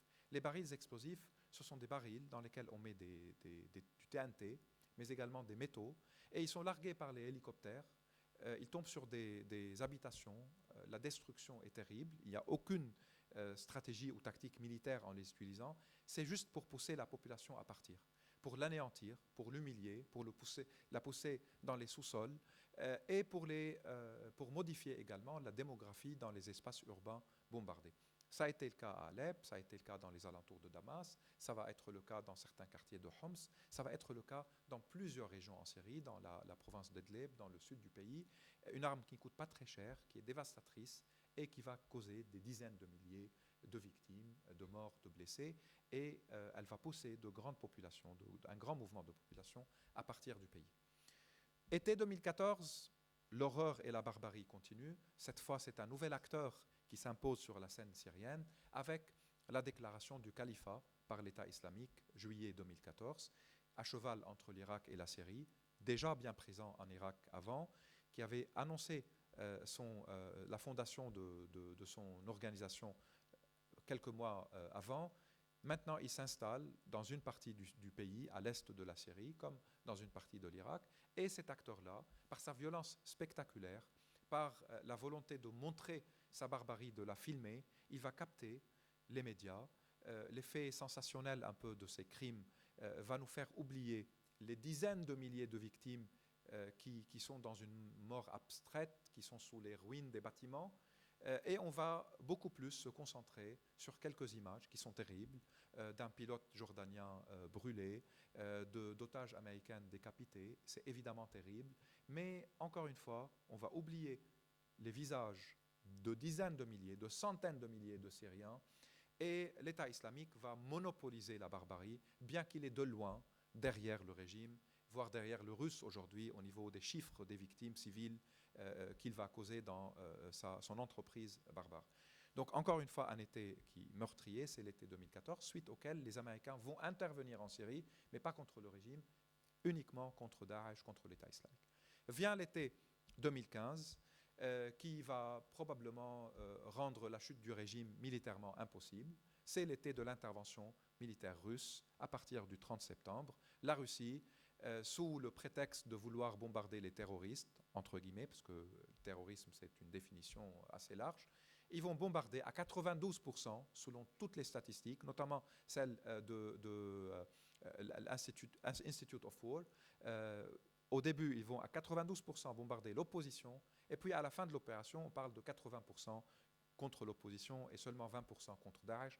Mais au début, c'était surtout contre l'opposition pour permettre au régime de récupérer de larges régions qu'il avait perdues. Il n'était en contrôle que de 18% du territoire. Après le début de cette opération, il va récupérer des territoires. Il est aujourd'hui à 24-25%, mais ce sont des territoires importants, peuplés autour des villes. Et il va modifier la démographie. Certains se félicitent de l'évacuation de villes, de ces villes, comme ce fut le cas à l'est d'Alep, récemment à Homs, avant cela, ou entre les deux, dans beaucoup de villes et de villages autour de Damas, sauf que ce sont aussi des crimes de guerre, parce que c'est un déplacement forcé de la population. Ils n'ont pas eu le droit ou le choix s'ils veulent rester ou partir. Il y a eu des accords qui les poussaient à partir, à l'exode, au départ, sans qu'ils puissent revenir chez eux. Ils ont laissé leurs bien-aimés parfois dans les tombes. Ils ne savent même plus s'ils vont pouvoir les visiter, les familles qui ont perdu des enfants ou qui ont perdu des gens dans ces villes-là. Donc la barbarie va se poursuivre, et à partir de l'été 2016, on est rentré dans la phase militaire qu'on connaît, c'est-à-dire le régime avec les Russes et les Iraniens, et les milices chiites récupèrent de plus en plus de territoires, la guerre contre Daesh en parallèle, et ça continue. Est-ce qu'on peut sortir de tout cela ? Oui, il n'y a pas un conflit sans fin, mais pour qu'on puisse sortir, il faut y avoir une volonté, et la volonté pour le moment manque, d'où l'importance que peut jouer dans les pays démocratiques les opinions publiques pour informer, pour poser des questions, pour aller chercher les informations et les comparer, pour ne pas céder à la facilité, pour ne pas dire qu'on ne peut pas comprendre, que c'est très compliqué, que tout le monde tue tout le monde. Ce n'est pas vrai.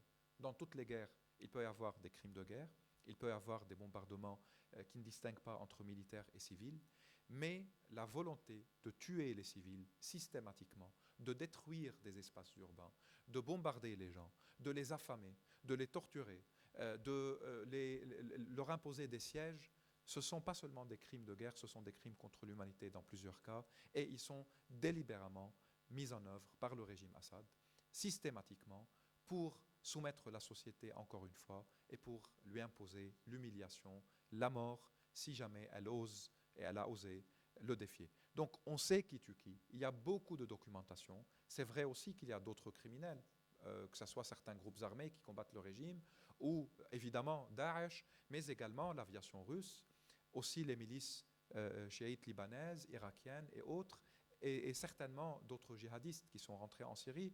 Et puis, depuis quelque temps, l'aviation américaine fait des dégâts et tue des civils en bombardant Daesh. Ça devient de plus en plus alarmant maintenant. Donc, c'est vrai qu'il y a d'autres acteurs qui sont impliqués dans les crimes de guerre et les crimes contre l'humanité, mais tous ces crimes-là restent incomparables à ce que le régime fait avec une politique d'État, avec des services de renseignement, avec une armée officielle, avec une volonté de détruire la société syrienne jusqu'à ce qu'elle se soumette de nouveau à sa volonté pour qu'il puisse maintenir le pouvoir. Donc informer, être informé, poser des questions, faire des pressions, ne pas accepter que des députés, par exemple, partent en Syrie pour rencontrer un criminel de guerre, soi-disant pour comprendre la situation sur place, comme si on a besoin d'aller discuter avec Assad pour comprendre la situation sur place. Ne pas accepter non plus qu'on utilise des formules qui assassinent les Syriens, comme Assad ou Daesh. Ce n'est pas vrai que les Syriens, ces millions de Syriens, n'ont pas de choix que d'avoir un criminel cravaté face à un criminel barbu. Ce n'est pas vrai que ça c'est la réalité des choses. Daesh, c'est une entité barbare. Assad est la source du mal et la source de la barbarie. Les Syriens n'ont pas à choisir entre eux. Ils ont tout le potentiel pour faire d'autres choix, pour élaborer d'autres choix. On ne peut pas dire aux Syriens que voilà, vos choix sont entre ces gens-là. C'est une humiliation. Et de toute façon, ça c'est une complicité avec Assad quand on dit cela, parce que tout le monde sait que personne ne va dire, quand il y a cette équation Assad ou djihadiste, on préfère les djihadistes. Évidemment que dans ce genre de configuration, on dit cela pour dire que Assad doit rester. Et donc ceux qui le disent sont responsables indirectement des crimes que commet Assad, parce que c'est ce genre de déclarations et de formules et d'équations qui lui permettent d'avoir encore plus d'espoir de rester impunément, donc encore plus d'espoir de se maintenir en tuant, en écrasant la société. Ce genre de formule est également très dangereux Et puis, il y a toute la question de l'impunité. Le message derrière tout ça, c'est que vous, Syriens, vous n'êtes pas protégés par le droit international. Vous, Syriens, les conventions de Genève, la Charte des droits de l'homme, tous les mécanismes que la justice internationale a mis en place ne vous concernent pas pour le moment. Je ne veux pas finir là parce qu'il y a des initiatives magnifiques, il y a une volonté chez des gens de la société civile, parmi les juristes, et la preuve, mes 3 collègues, mes 3 amis sur cette table, il y a des gens qui travaillent, mais pour l'instant, la volonté politique, et c'est là où est le combat dans les pays démocratiques, n'est pas encore en train de suivre comme il le faut. Et je pense que notre devoir citoyen, c'est d'informer et de faire pression. Je vous remercie.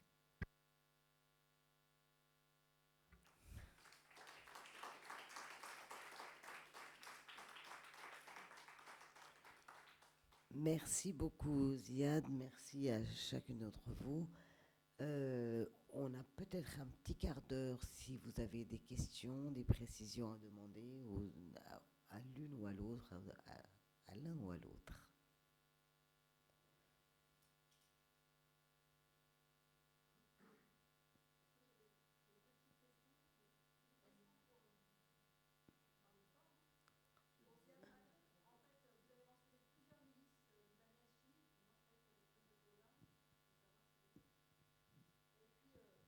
Je trouve que cette question d'impunité, elle est très intéressante et je pense qu'elle est très intéressante à poser sur le long terme et sur d'autres pays voisins. Parce que, pour moi, je pense qu'en Égypte, aujourd'hui, on torture aussi beaucoup dans les prisons. Et je dirais, en Occident, tout le monde s'en fiche parce que ce sont des frères musulmans qu'on torture surtout. Et pas seulement parce qu'on sait que les libéraux égyptiens, ils sont aussi sous les verrous. Et moi, je trouve que c'est très intéressant cette question, mais on a aussi l'impression que l'impunité d'aujourd'hui, elle est aussi le fruit de l'impunité d'hier qui a duré des années et des années. Et donc, peut-être qu'il y a là aussi un combat à mener, pas simplement quand il y a beaucoup de morts et une horreur qui dépasse toute limite et tout entendement, mais j'allais dire au quotidien. C'est-à-dire que le problème de Bachar, c'est qu'effectivement, il a été reçu aux Champs-Élysées alors qu'on savait très bien que tous ceux qui avaient déjà été en Syrie, qui connaissaient un peu la Syrie, savaient très bien qu'il torturait déjà dans ses prisons. Donc, mais le général Sissi, maréchal, je crois, je ne voudrais pas s'il vous l'enlever, plaît. Excusez-moi. Sissi, bon, aujourd'hui, voilà. Non, tout à fait d'accord. Je pense qu'il y a maintenant 57 000 prisonniers politiques en Égypte, la majorité des frères musulmans, mais comme vous dites, il y a aussi des jeunes de gauche, ceux qui ont fait la révolution. Puis il y a eu des crimes qui ont été orchestrés contre les ultras du club de foot Ahli, qui avait joué un rôle très important dans la révolution, qui 76 ou 77 ont été tués d'une manière orchestrée par le régime Sissi.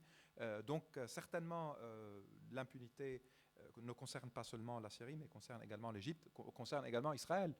Parce que je pense que par rapport certains régimes se permettent maintenant pas mal de choses en se justifiant sur le cas palestinien. Et malheureusement, ça marche dans certaines têtes aussi. Des gens disent, oui, mais pourquoi vous ne parlez pas de là, comme si c'est une concurrence entre les horreurs. L'impunité doit cesser dans toute la région. Avec tous les responsables. Et pour parler du veto qui a protégé des accusés de crimes, le veto américain l'a fait pendant très longtemps dans le cas du conflit israélo-palestinien, avant que les Russes maintenant prennent la relève et le font systématiquement concernant la Syrie. Donc je suis tout à fait d'accord avec cela. Par rapport aux milices chiites, j'ai parlé de milices chiites du Liban, de l'Irak, de l'Afghanistan et du Pakistan, donc les milices chiites. Par contre, concernant le Liban, c'est évidemment Hezbollah, qui est une des forces de frappe militaire en Syrie, qui se bat auprès du régime. Il y a des individus qui viennent d'autres groupes, mais il y a maintenant des statistiques qui montrent une nébuleuse djihadiste chiite avec des dizaines de milices, avec des noms qui cherchent dans l'histoire parfois des références, mais c'est vrai que Hezbollah reste la grande milice la plus puissante. Puis il y a les milices irakiennes, plusieurs, Kataib Ahl al-Haq, Asa'ib Ahl al-Haq, Abu al-Fadl al-Abbas et autres. il y a Nujaba, puis il y a du côté afghan Fatimiyoun, il y a maintenant des Pakistanais Zainabiyoun qui viennent tous mobilisés par les gardiens de la révolution iranienne se battre pour soutenir le régime et ils ne sont pas suffisamment mentionnés dans les médias puisqu'on parle toujours des djihadistes sunnites, c'est-à-dire de Daesh et parfois de Nusra ou de Fatah Sham actuellement. Donc c'est sûr. Clément Spectateur, un mot sur l'impunité. Merci Alain. Non, je voulais simplement dire, bien évidemment, ce soir on met beaucoup l'accent et de manière générale, vu l'ampleur des crimes commis, sur les efforts qui sont entrepris sur la Syrie, mais deux choses. D'abord, une lutte contre l'impunité ne doit pas en éclipser d'autres, ça c'est évident. Et puis, ces tentatives-là, elles ne datent pas d'hier, même s'agissant de la Syrie. Je veux dire, avant 2011, il y avait énormément en Syrie d'avocats très courageux qui se battaient pour essayer, là encore, de lutter contre l'impunité, contre ces phénomènes de prisonniers d'opinion, de disparus qui existaient déjà. Donc cette réflexion-là, elle ne date pas d'hier, même au niveau du contexte et des activistes et des défenseurs des droits de l'homme syriens. Et puis d'autre part, ce combat contre l'impunité, il est une urgence dans énormément de situations. Mais encore une fois, ce n'est pas parce qu'à un moment on met l'accent sur des efforts qu'ils doivent éclipser les autres ou que ça n'est pas fait ailleurs non plus. Et bien évidemment, le régime égyptien a aujourd'hui atteint un niveau de répression sans précédent. Il y a aussi des réflexions qui sont menées par la société civile égyptienne elle-même pour tenter de renouveler cette lutte contre l'impunité, de trouver un juge, de trouver des processus de justice qui vont là encore essayer de faire en sorte que la justice puisse intervenir. Et puis dernière chose, bien évidemment, tous ces conflits-là trouvent leurs racines dans des impunités précédentes, dans des impunités plus anciennes. Ils s'en alimentent, ils se perpétuent aussi dans cette absence de justice. Merci. Une autre question?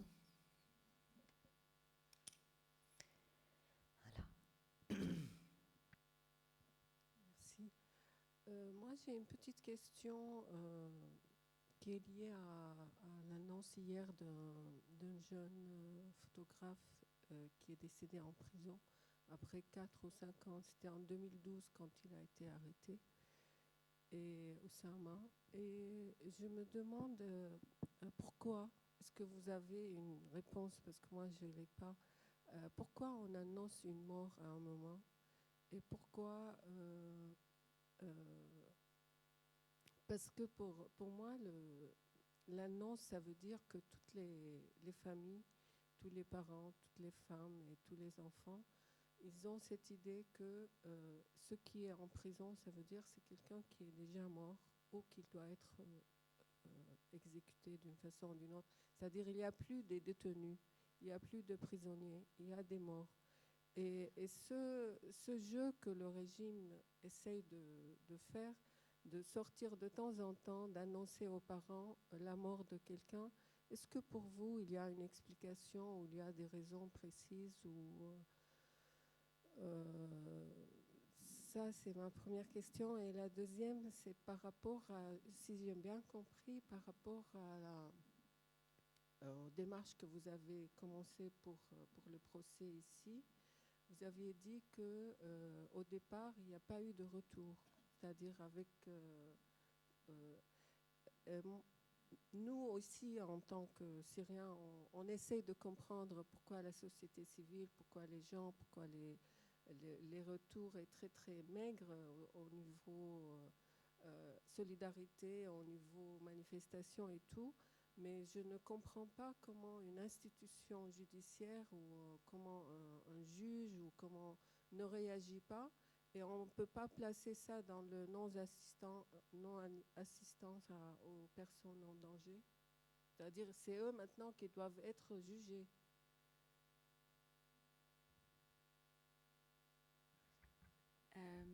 Pour répondre d'abord à l'annonce de la mort d'Oussama, bon, évidemment, moi je suis incapable de dire pourquoi le régime à un moment donne des noms. Je ne suis pas sûre que toutes les familles de disparus pensent que leur proche est décédé. Je pense que quand même beaucoup espèrent, beaucoup cherchent des informations.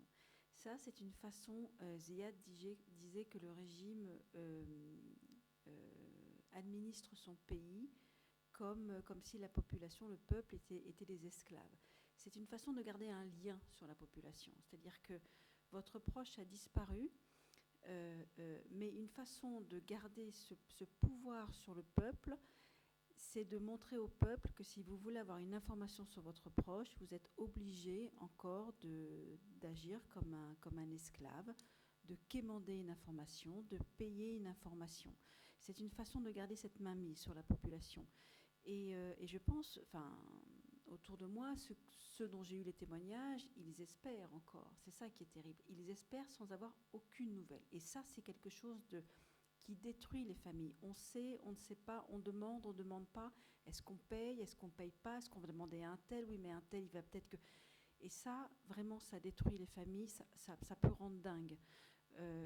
Et de laisser filtrer de temps en temps des informations, c'est ce que je disais tout à l'heure, c'est aussi la dimension collective de la torture. C'est une façon je pense, de dire, voilà ce qui lui est arrivé à celui-là. Lui, il est mort.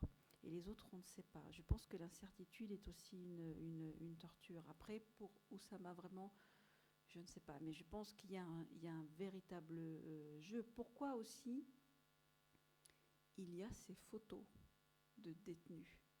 César a sorti l'équivalent de 53 000 photos.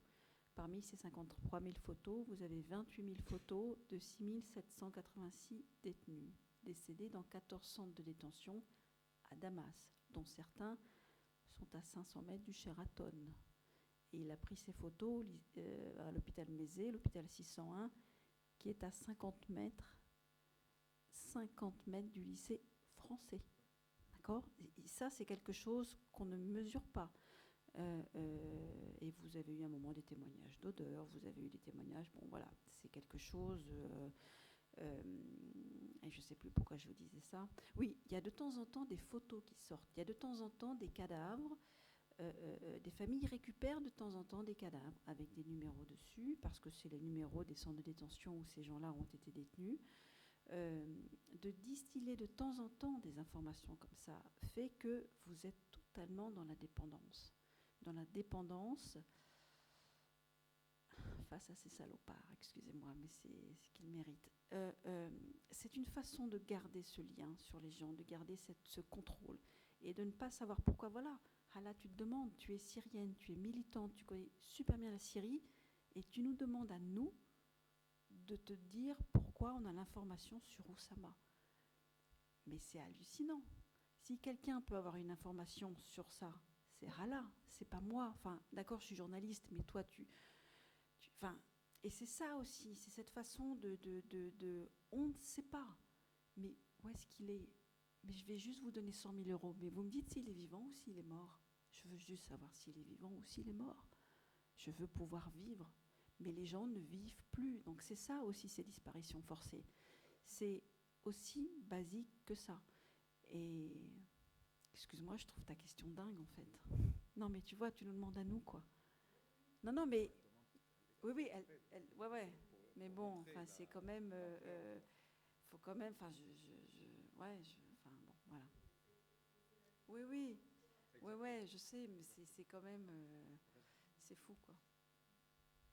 Okay. Nina, quelque chose à rajouter? Oui, juste évidemment pour Oussama, je ne sais pas, mais juste pour aussi, il y a deux choses. Il y a ce véritable marché qui s'est créé autour de l'information aussi en Syrie, pour de l'information fausse, dans beaucoup de cas où les gens ont tout vendu pour avoir une information qui n'est pas véritable et que la personne est morte depuis très très longtemps, par exemple.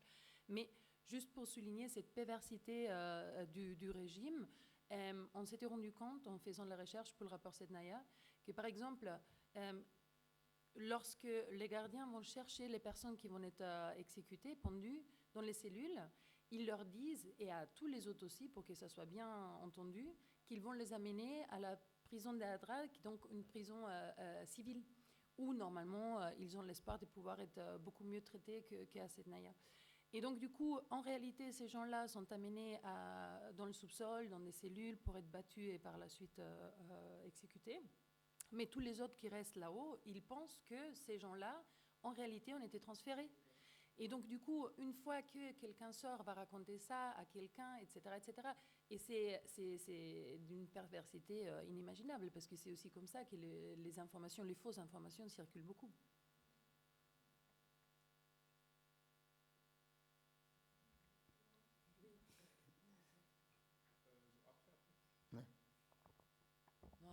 pourquoi la justice française n'a pas agi avec la célérité qu'on aurait souhaité? Ça renvoie d'abord au fait que quand on parle de crimes internationaux, la justice dépend beaucoup d'une volonté politique et que c'est avant tout la question à poser. Pourquoi les autorités politiques françaises, pourquoi Laurent Fabius, alors ministre des Affaires étrangères, fait un grand coup politique alors qu'il est à l'Assemblée générale des Nations Unies à New York et transfère le rapport César à la justice française pour qu'une enquête soit ouverte? Et pourquoi derrière on se rend compte qu'il y a un enquêteur qui travaille sur le rapport César? Ça renvoie aussi à l'ambiguïté de la volonté politique. Est-ce qu'elle est vraiment là? Est-ce qu'il s'agit de adopter ou conforter la position qu'il devait avoir à ce moment-là aux Nations Unies à New York, que la France voulait avoir? Ou est-ce qu'il s'agit vraiment de donner les moyens à la justice pour qu'elle avance et pour que ces enquêtes aient lieu? La question reste entière. Et c'est la raison pour laquelle, quand on... Et je renvoie aussi à ce courage d'Obeida, et je vous parlais de cette conférence de presse, pour nous, il était très important que le dépôt de cette plainte, il s'accompagne d'une communication publique dessus pour dire il y a des enquêtes qui sont possibles. Maintenant, il faut aussi interpeller les autorités politiques françaises pour que les moyens soient donnés.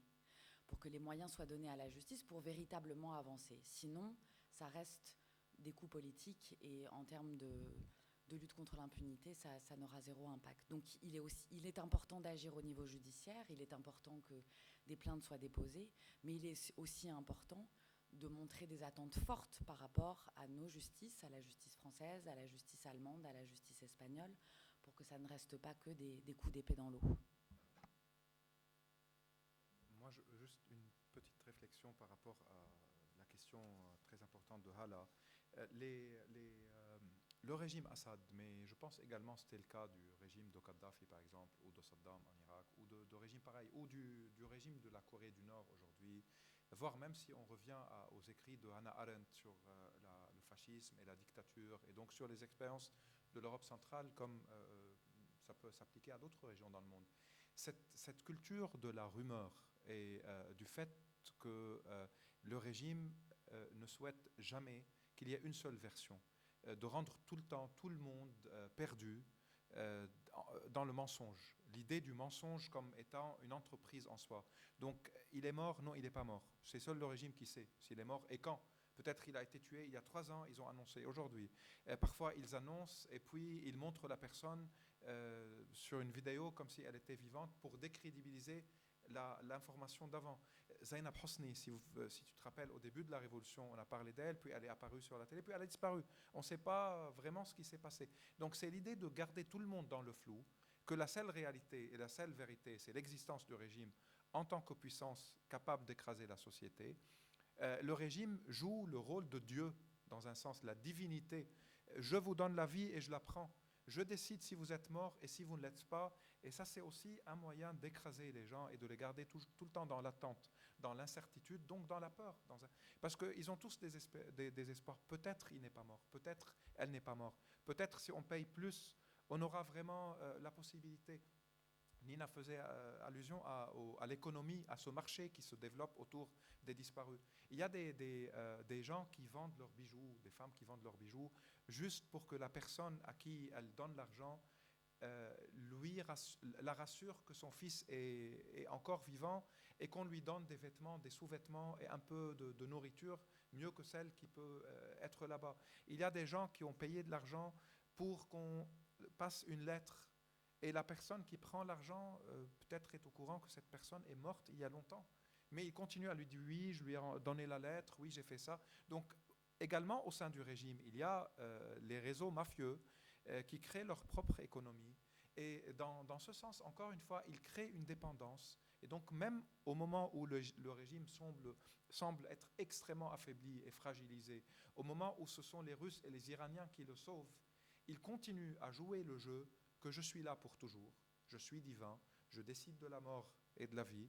Toutes les informations peuvent circuler, mais rien n'est sûr. La seule réalité, la seule certitude, c'est ce que j'ai, c'est ce que je peux, à un moment donné, vous révéler, et de décrédibiliser toute autre version, et de maintenir l'incertitude, le mensonge, la peur et l'attente de lui. C'est-à-dire, on écrit une pétition, on rédige une pétition pour la libération de tel ou tel de nos amis. Mais on l'écrit à qui? On espère que ce régime, qui n'a aucune légitimité et contre lequel on se bat, qu'il finit finalement par libérer des amis ou des camarades, etc. Donc il s'impose encore une fois, même dans sa faiblesse, à travers l'usage de la mort et de la vie, de la torture, de l'information, des mensonges, pour se maintenir et pour occuper encore un espace qui, dans la réalité des choses, s'il n'y a pas aujourd'hui occupation militaire russe et iranienne, il ne peut pas survivre. Mais il survit grâce à cette occupation étrangère, mais aussi grâce à sa machine qu'il a renforcée, consolidée depuis le temps, et donc en imposant cette peur, cette incertitude et ce mensonge tout le temps. Juste pour rajouter à ce que tu dis, tu parlais de la faiblesse du régime, et c'est vrai, mais il faut savoir que là, on est ici pour parler de prison, et les prisons, c'est les derniers bastions où le régime a tout le contrôle. Il ne l'a jamais partagé, c'est le régime qui contrôle et personne d'autre. Personne n'en a accès. Même si tu as partout dans la ville des checkpoints avec des milices chiites, les prisons, les centres de détention restent sous contrôle du... Et d'une efficacité effrayante. C'est-à-dire, il suffit de voir dans le dossier César, chaque personne a 2 numéros. Donc il y a une industrie, 3 même, une industrie de la mort. Il y a le numéro au début, quand il est transféré, puis quand il est mort.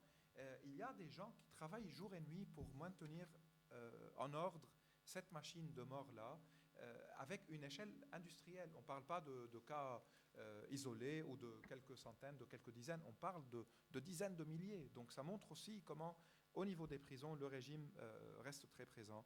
Et par rapport à l'opinion publique et à la société civile, il faut juste rappeler que, la France a des positions par rapport à la Syrie récemment assez courageuses comparées au reste de la communauté internationale. Mais même, vous avez évoqué la visite de Bachar al-Assad en 2008, le 14 juillet, c'est-à-dire la prise de la Bastille.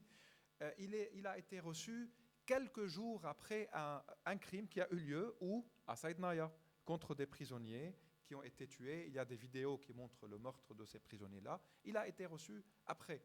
Quel est le message, encore une fois? Parce que le timing est toujours important. C'est que je fais ce que je veux, je serai quand même reçu et il normalise avec moi. Et le message à la société syrienne, c'est que notre bourreau, il est protégé, donc on a moins de chances de se soulever contre lui.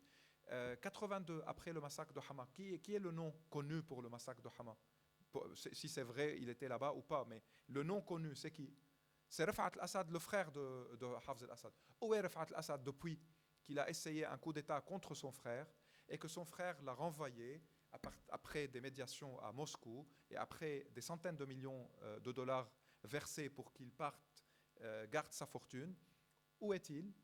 Entre Marbella, où il s'est procuré des palais et un yacht énorme, et Paris, où, selon Libération et Le Monde, les enquêtes, il a des hôtels particuliers, il a des châteaux en France et tout. Ce n'est que récemment qu'on a commencé à saisir ses biens, et non pas parce qu'il est un criminel contre l'humanité, mais parce qu'il y a de la fraude fiscale. Et tant mieux, maintenant, de toute façon, maintenant, il ne peut plus voyager que pour se rendre à Londres chez son médecin, au cardiologue, une affaire comme ça. L'argent de Kadhafi, elle était où? Suisse, Luxembourg, peut-être en Allemagne, je ne sais pas, mais dans les banques européennes. Ils ont rendu une partie, maintenant il y a des procès, il y a des demandes de rendre une autre partie. Je ne l'accuse pas seulement, c'est-à-dire je suis loin des théories qui veulent considérer que ce sont des gouvernements occidentaux qui sont responsables des malheurs. Non, les premiers responsables et les deuxièmes, les troisièmes, les centièmes responsables sont les régimes. C'est le régime Assad. C'est les autres régimes qui lui ressemblent. Mais il y a aussi, au niveau du système international, une corruption éthique et non pas seulement financière. Il y a des complices également avec des dictateurs, avec des voleurs, en accueillant leur argent et en les recevant. Regardez beaucoup de criminels de pays africains également. De Pinochet, quand il était au temps, il était reçu de certains généraux argentins. Il y a pas mal de choses qu'il faut changer et encore une fois, c'est la société civile, c'est l'opinion publique, c'est la pression sur les gouvernements pour que ce genre de pratique cesse. Je crois que malheureusement, on va devoir arrêter. Il est 21h30. Merci à tous. Désolée d'avoir frustré certains. On aurait pu discuter encore très longtemps. Merci, c'était passionnant. Merci de votre présence et de votre écoute.